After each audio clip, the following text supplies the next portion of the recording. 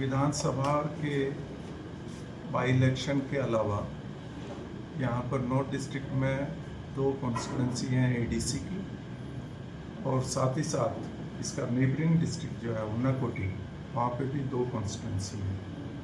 इसके अलावा 2 और कॉन्स्टिट्यूंसी हैं जो पार्टली उन्नाकोटी डिस्ट्रिक्ट में और धामनगर जो नॉर्थ त्रिपुरा डिस्ट्रिक्ट है, यहाँ पर उसका भी एरिया पड़ता है।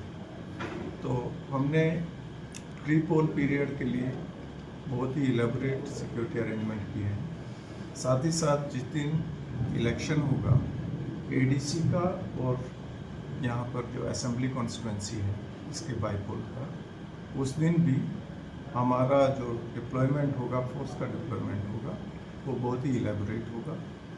और पोस्ट पोल पीरियड के लिए भी हम पूरा अरेंजमेंट करेंगे। इस अरेंजमेंट के बाद में मुझे पूरा विश्वास है कि यहाँ पर जो इलेक्शन होगा वो पूरा तरह से पीसफुल होगा। यहाँ पर आज आने का मेरा उद्देश्य है, ये दोनों डिस्ट्रिक्ट, नॉर्थ त्रिपुरा डिस्ट्रिक्ट और उन्नाकोटी, इसमें ग्राउंड पे हमारा कैसे कार्य चल रहा है उसका रिव्यू करना, और अगर ज़रूरत हुई तो उसमें कुछ मॉडिफिकेशन करना है या फर्दर एक्शन लेना है उसको लेना।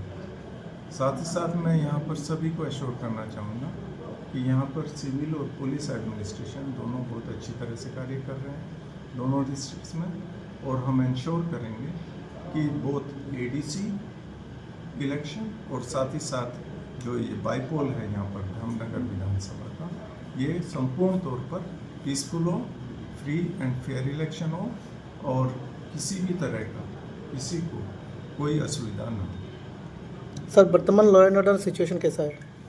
लॉ एंड ऑर्डर एकदम पीसफुल है यहाँ पर, ये नहीं पूरे प्रदेश में, सब जगह जो है जो लॉ एंड ऑर्डर सिचुएशन है वो बहुत ही अच्छी है।